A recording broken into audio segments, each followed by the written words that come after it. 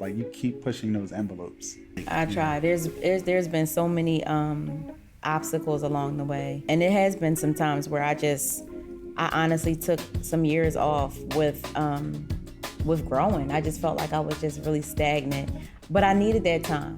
And that's some of the things that I do want to tell like other stylists and other artists, that when you feel that way, give yourself some time.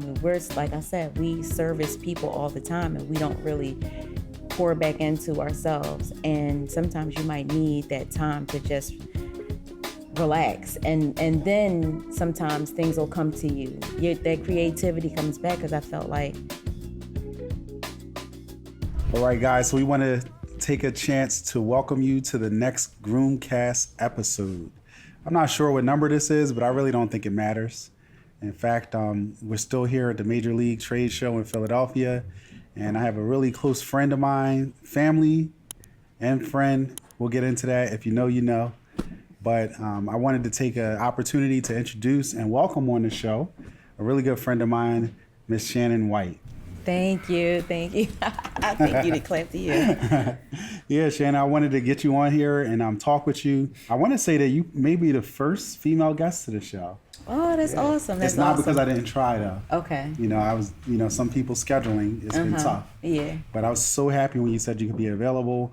And I've been really looking forward to getting together and talking to you. Same. And with that being said, I kind of want to do what I've done to the other guests, which is kind of ambush you a little bit. Okay, no problem. And put you on the spot. Yeah, put me on the spot. Put you on the spot because have you ever heard the expression giving people flowers while they're here? Yeah, yep. That's what this podcast is about. Oh, thank you. I appreciate that. Yeah, definitely. Like, I think it's really, really important to make sure that we salute and commend people in the industry, especially an industry that, to really know it, you got to be a part of it. Right. It's a very unique, it's its own beast. It is. And I really appreciate that, because, a lot of times going through the motions and just dealing with the everyday of your career is a lot. And sometimes you might feel like you're not doing everything you need to. And when somebody gives you their flowers ahead of time, well, it's greatly appreciated. I really appreciate that. Yeah, well, listen, we appreciate you. I mean, you've been doing a lot. Like I mentioned, our moms and dads go back. Yes. So we're like second generation. Our families know each other really, really well. And, I've been on the barber side of the industry. You've been on the stylist or a cosmetology side. And we had a similar path, but a little different, And we kind of wanted to get into that. I wanted to talk to you about how you kind of got started, because we got people listening from all over the world to us now. But here in the Philadelphia area, I know that generations ago, the Philadelphia School District did a pretty good job with exposing people to different industries. Right. Not everyone was college bound. They understood that. So they had some programs that people got involved with. So you want to share that a little bit, how you got started with hair? Right. So most of my family went to a Votech school, which was Bach, and that was in South Philly. And most of my family they went there. I didn't really want to go.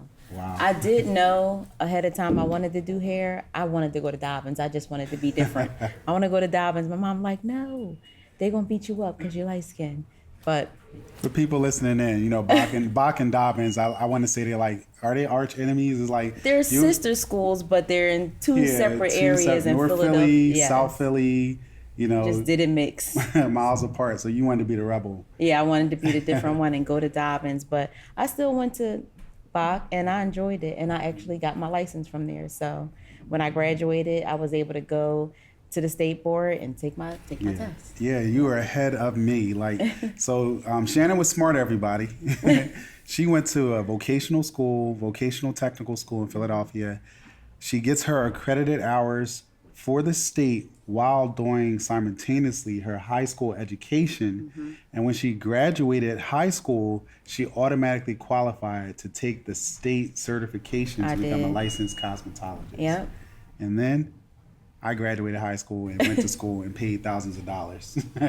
Where I could have went to a vocational school, but either way, we got it done. Yeah, we just got there a little more efficiently, less expensive. So yeah, but that's awesome though. So that's your start. You start. So I imagine you're getting out of high school, you're like 17, 18 years old, and you're like, okay, I'm going to go do this. And you jump into the industry. And how did that go for you? And it went well. I mean, I just knew people that was already established that had salons. And so I wanted to do that. And that was my ultimate goal back in the day. It's like, you get a salon and that's it. And it's like, okay, once I got the salon, which was great, it just didn't feel 100%, like I didn't feel 100% fulfilled. Yeah. You know, being behind the chair, I like to see things and do different things. And it served its purpose while it did. And, but I needed to see more. I get it. Yeah. I mean, the salon and barbershop is like the original track, right? It's like, we come out, we set up shop in our local communities, a lot of times right there in the neighborhoods that we were born and raised. And Exactly. you're successful. I mean, you got clients. We come from the same era, and I know you were doing the same thing. I would go to work at 7 o'clock in the morning and not even get off till like 11 o'clock at night, sometimes later. And, Exactly, we worked same. all day. We abused ourselves. We didn't eat right. We didn't get the proper sleep. But we did that because we had the demand. People were knocking at the door. Right. Somebody was always going somewhere. Exactly. Please take me in. Please take me in. And we're just naturally people we're servicers. We provide services to people. So I know for me, and I'm sure we feel the need to, help these people out. And it was several weekends where I just never did anything. I would just sleep. Yeah. And go back and rinse and repeat. And that's how it went. And when people started seeing me change up a little bit, and they would see me out on like weekends or stuff like that, and they're like, "What are you doing outside?" Exactly. Get back in the shop. My sister need to come in. Right. Yeah. And again, there's no surprise you're on this show, obviously because of your impact to the industry and your accomplishments. And I think it says something that you didn't get stagnated and just kind of stay in that space too long. You realize, like, as a creative, you need to do more. And I think that there are people who are listening now in our industry who might feel that way. They might feel like, hey, I thought my ultimate goal and my fulfillment would come from owning a shop. So you got a salon owner that's sitting there right now, like, I don't feel completely satisfied. Yeah. So I think you did something that took a lot of courage, and it was, I'm sure, not as easy as it looked. But you want to tell the audience what you were able to do? Right now, I still currently do have a salon suite, but it does afford me to be able to travel. And right now, I work on TV and film. So because I just have that suite and it's just me, I have the greatest clients. I have clients that are willing to adjust to my schedule, or sometimes I can come back if I'm away for weeks on end, and I can do weekends. So that's what I'm doing right now. I'm just rotating in between the salon and working on TV and film. Yeah. But the TV and film definitely makes me feel fulfilled that way, because I always wanted to travel. And it allows me to travel. It allows me to meet different people and to learn so much more. Because behind the chair, yes, you can be creative. I feel like on TV and film and film sets, you're doing special effects. You're doing all sorts of things, color and wigs, and so it pushes me to the limit. So that's what I really do love about it. Yeah, I get that, because we are creatives, barbers and hairstylists.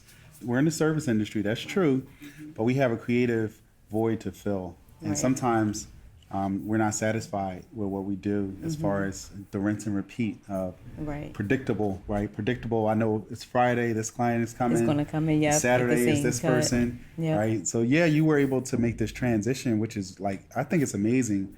And I'm sure that it's not as easy as it seems, because you build relationships, and you build a rapport with your regulars, and then you're telling them that I can't be available as much. Yeah. So that part is difficult, and honestly, I did lose some clients, but those were the ones that weren't as regular. The ones that are regular, they pretty much, they stick beside me, and I give them products. This is what you can do. I'm trying to educate as well. I'm only here 10% of maybe your hair journey. So you need to be able to do these things on your own when I'm not available. So I try to give them as much education as possible so that when I'm not around, that they can maintain it. Or I can send them to one of my colleagues. Yeah. And they appreciate that too.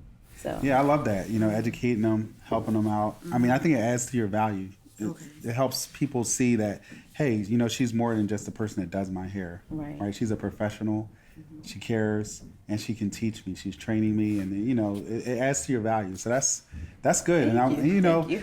Thank you, all you clients who might be peeking in. We really appreciate you. I know you got some I really diehards. appreciate you. Thank you so much. Thanks for being patient, hanging in there. That's important.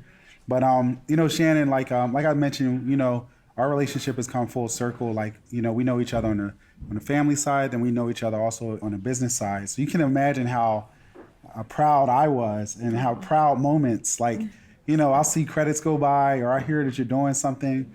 A couple years back, my wife and I had a chance to go to the Barnes Foundation on an opening night to see this artist, and he was coming in by the name of Isaac Julian. Yes. I believe he's Sir Isaac Julian. Yes, he's been he knighted. is. Mm-hmm. A black artist. I think he's from France, right? By way of France. He's from the UK. And he specializes in doing sculptures, and his sculptures are like amazing. If you guys don't know, you can check them out. But we just went. We got an invite opening night, and I bump into Shannon there, and I'm like, "Hey, what are you doing?" She's like, "Yeah, for this exhibit, yeah, I did the hair." And I'm like, "Wow, okay, that's cool." Mm-hmm. And the backstory to that is Shannon is a very talented, accomplished cosmetologist. She does hair. She also does makeup. But many years ago, I know we had a chance to connect, and when you were talking about wanting to enhance your barber skills, your men's cutting skills. Yes, and thank you so much. So for those people who might be listening in, if you're a stylist and you want to get into that industry of hair, makeup, they want the triple threat. They want someone that can say, yes, I can do that. Mm-hmm. So Shannon, again, says a lot about you personally. You knew that you would be expected to deliver, some areas that you might not have been comfortable in. Exactly. And I definitely wasn't. But, however, I would always run into, okay, we need you. We need you to do hair, makeup, and can you do some men's grooming? And I felt so uncomfortable.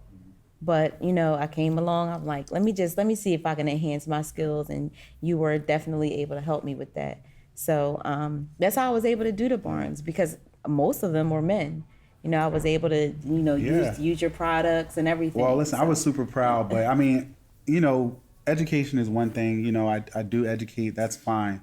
But more than anything, I thought, when you called me up and asked for that, I just kind of was like, wow, like she's still growing. Like, you never got to a point where you were just like, I got it. I'm comfortable. I'm good at what I do. This is what I do. Like, you've always been very passionate about learning and growing as a person. I think not just, on the side of skill, but even what we're talking about now, just challenging yourself. Like, you keep pushing those envelopes. And that's really great. I try. There's been so many obstacles along the way. And it has been some times where I honestly took some years off with growing. I just felt like I was just really stagnant, but I needed that time. And that's some of the things that I do want to tell, like, other stylists and other artists, that when you feel that way, give yourself some time.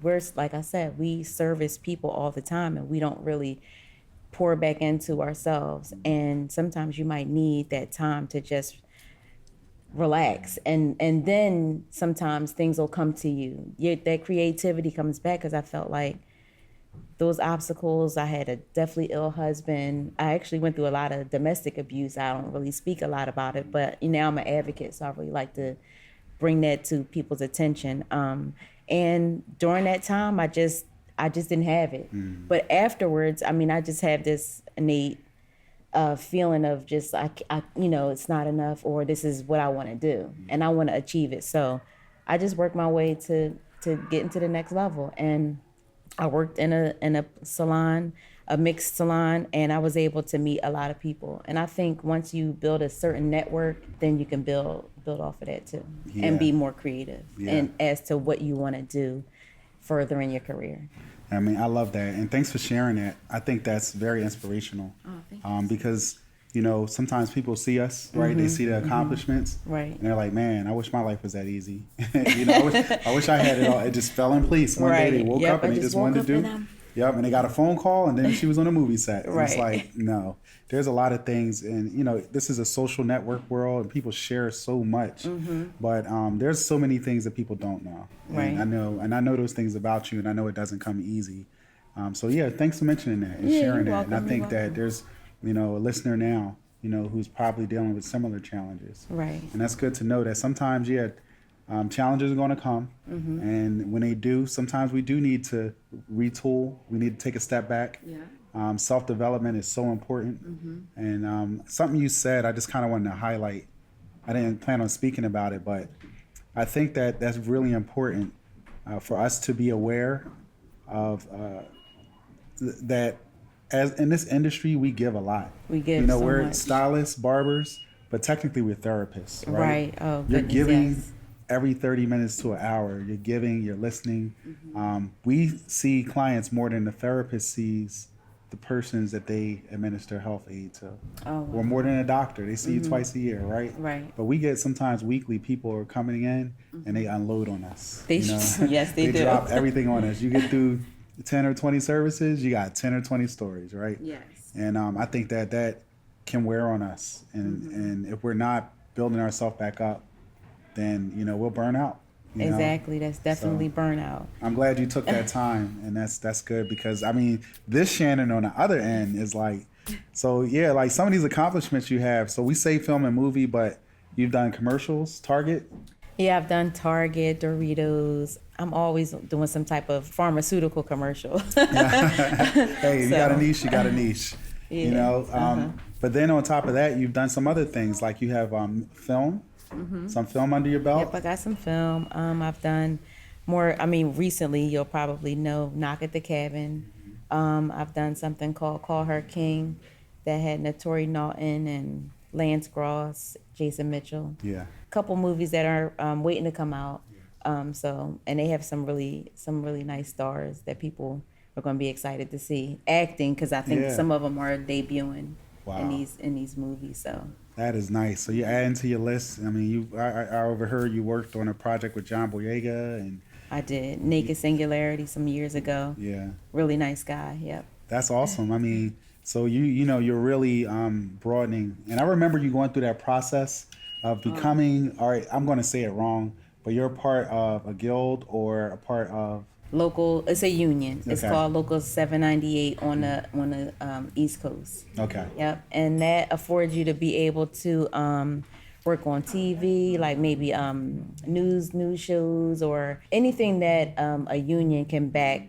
You can work on CNN, Wow. doing hair and makeup. So I love it because it also not only you can still be creative, but you can also have a lot of stability, which is something that I feel like is one of my core values. It gives you 401k, it gives you insurance and stuff like that. A lot of stuff that barbers and beauty stylists don't have or have a hard time getting. That's great. They want your blood, but But at least they compensate. you yes, for They compensate. it has a lot of benefits to it. Yeah, and you build that beautiful resume, and it just provides and creates more opportunities. It does. Those are some things that we do need to keep in front of us as barbers and stylists. That owning a shop and being behind a chair is one thing that this industry can offer. Right. But when it comes to the other facets, there's so many other things that we can do and be a part of, and we can continue to create those opportunities to feed. Right. To feed that artistic side of ourselves. Exactly. Yeah, so we thank you so much for that. We appreciate you sharing with us. Thank you for having me. I'll tell you guys, I got some awesome friends. I know some people around here, but I really want to thank you again. And just to kind of wrap up where we started at, before we conclude, just one question for you. Okay. All right, and I hate to put you on the spot. But there are some people listening. There is either, I can guarantee, a cosmetologist in school who's listening right now. There is a salon owner, brick and mortar. She's just opened her doors. Right. Post-pandemic, she's trying to figure it out. There is a young creative right now who is trying to figure out, how to knock down some doors and have some better opportunities. What would you say to them? How would you encourage them? Or what gems would you give them to motivate them to go ahead and give it a try and just kind of step out there. Okay. Thinking about me being a domestic violence advocate, one of the things that they talked about a lot was what do you need to feel fulfilled, or what do you need to decompress after you're helping someone that's been through maybe like a domestic violence spat or something like that. And if you have those things lined up, like, okay, after this, I'm gonna go and get a facial, or I'm going to go to the gym, or I might just go in the house and listen to some music and dance around. Find something that's gonna make you feel good about yourself. Pour back into yourself and take the time to, just sometimes just relax and understand that you want to have these moments where things are going to be a lot. So when you have the opportunity to just, sit back and clear your mind, maybe write down some things and go after those goals. Yeah. Fear is always going to be there, but it's fake. Push past it. And people are people, because people always say, who is the most famous person you ever worked with? And they want to know, like, how was it and stuff like that. Like, it's fine. Like, they're just people who, that's their career. That's their job. Their job is to act. They just are in front of the camera. So they look like they're a celebrity because we celebrate them. But they're doing the same thing. They're working, they're making a living, they have families. And just find it where you can pour back into yourself. That's my main thing for stylists coming up. Yeah, I love that. Pour back into yourself. Fill your glass. Yep, fill your glass. Make sure it's full, so that way you can give back. Yeah, I love that. Well, thank you so much. Thank you for welcome. Sharing and coming to spend some time with us. You're welcome. I love so that. much. Thank you also for being an advocate of the education collective that we have going on in Philadelphia. Yes. Where different artists are coming in and we're sharing. I love it. And we're having an amazing time. So thank you for being a part of that as well. You're welcome. We appreciate your time today, as I said. And just to give it to you one more time, here's your flowers. Thank Here's you. your flowers. Thank you so much for all you've done. Thank you and for how you having continue to encourage and inspire us by filling your own glass. Yeah, Thank you. Thank you for that. All right. So, guys, this concludes. I had a great time. Yeah, Thanks. this concludes our episode here with Shannon White. You can find her where your social network is. SLW Beauty. All right. You can find her SLW Beauty on Instagram. So thank you so much. And again, we'd like to thank our audience for staying connected with us here on the GroomCAST.